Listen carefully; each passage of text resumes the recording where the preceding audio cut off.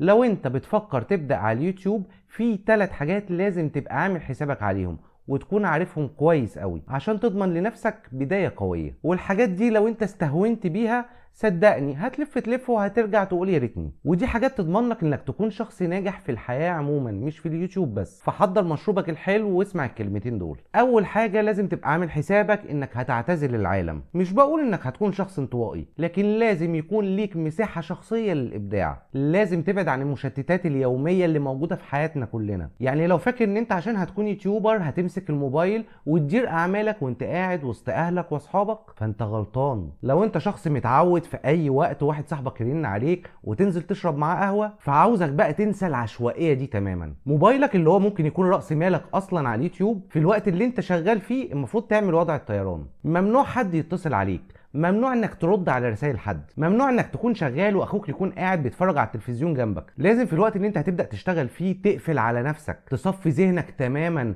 من المشتتات اللي مضيعه يومنا ومضيعه وقتنا ومجهودنا وطاقتنا. انا عايز احكي لك حاجه يمكن تفرق معاك في حياتك. انا وقت الثانويه العامه، طبعا انتوا عارفين كميه المذاكره وكميه الدروس اللي موجوده في الفتره دي، وطبعا انتوا عارفين ان معظم المدرسين بيخلصوا شرح المنهج وممكن يخلصوا اول مراجعه ويبقى فاضل لسه شهرين على الامتحان. وطبعا في مدرسين بيقلبوا لك البحر طحينه ويقولوا لك في اخر شهرين احنا هنعمل وهنعمل ودروس مكثفه و الكلام ده كان بره عني تماما. قبل الامتحانات بشهرين كنت بوقف دروس خالص، بخش اوضتي بقفل على نفسي وابدا اذاكر بالطريقه اللي تيجي على هوايا. الوقت اللي كان بيضيع وانا رايح للدرس، الوقت اللي كان بيضيع وانا جاي من الدرس، الوقت اللي كان بيضيع اصلا في الدرس وفي زمايل جنبي بيتكلموا كلام جانبي، المدرسين اللي يقعدوا يهزروا ويضحكوا ويضيعوا في وقتي، الكلام ده كله وقت ضايع ومجهود ضايع وطاقه ودوشه بتخش جوه دماغك. معلش يعني انت بتروح البيت ما بيبقاش عندك طاقه ان انت تذاكر ولا تعمل اي حاجه اصلا. فانا لا لا لا لا الكلام ده كله ما كانش يلزمني. انا اقعد اذاكر بالطريقه اللي تعجبني والوقت والطاقه دي ابذلها في الوقت الصح. وفعلا النتيجه كانت مرضيه، انا كنت من اوائل الثانويه العامه. فالنقطه دي بالذات يمكن اكون طولت فيها شويه، لكن صدقني دي من سمات الشخص الناجح. النقطه الثانيه لازم تبقى عارف قبل ما تبدا في اليوتيوب ان انت هتذاكر. والمذاكره بتاعت صانع المحتوى بتكون مختلفه شويه. لازم تبقى عامل حسابك انك هتطور نفسك كل يوم. حبيب قلبي خد كورسات، اتعلم مونتاج، اتعلم ازاي تصور، اتعلم ازاي تظبط الاضاءه بتاعتك، اتعلم ازاي اصلا تعمل سكريبت. صديقي العزيز قسما بالله على اليوتيوب في كورسات مجانيه تتعلم منها جرافيكس ومونتاج وكل اللي نفسك فيه، واحلى بمليون مره من اي كورسات مدفوعه انت ممكن تروحها. ده بل بالعكس، انت قاعد على الجهاز بتاعك بتسمع الشرح وبتطبق في نفس الوقت. فانت لازم تبقى عارف ان كل يوم لا يقل عن ساعه او ساعتين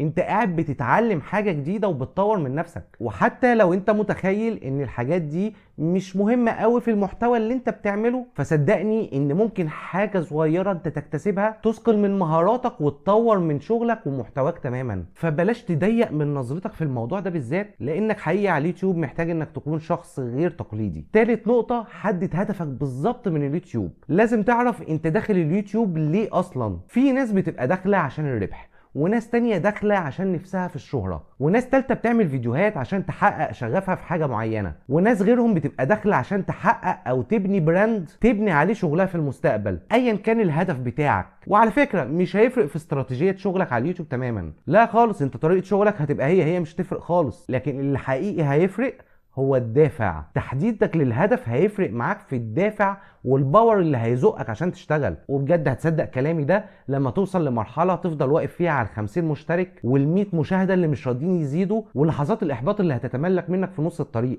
ساعتها بس هتلاقي واقف جنبك شخص متشكل في دافع قوي، وده لمجرد انك قبل ما تبدا اصلا حددت الهدف اللي انت داخل عشانه. فمش عيب خالص انك تكون داخل اليوتيوب عشان الارباح بتاعته، مش عيب تماما انك تكون داخل عشان تبقى مشهور، وماله مادام حاجه حلال مفيش مشكله. لكن الفكره كلها انك تحط ايدك على الدافع اللي هيزقك وهيكمل معاك الطريق. وقبل ما تنشر اول فيديو ليك ادعي ربنا، وقبل ما تضغط على زرار النشر ادعي اللهم لا سهل الا ما جعلته سهلا فإن شئت يا رب بإذنك كل شيء سهلا. اللهم يا مالك الملك يا قوي يا متين، إني أحب هذا الشيء وأريد النجاح فيه، وما هو عليك إلا بأمر هين، فإن كان فيه خير لي فأعني عليه، وارزقني النجاح، وارزقني حب الناس، وهب لي القبول عندهم، وإن كان هذا الشيء شر لي فأنت أعلم مني، فابعده عني وابعدني عنه، واحمني من فتن الدنيا والآخرة. اللهم إني توكلت عليك. وسمي الله وانشر الفيديو،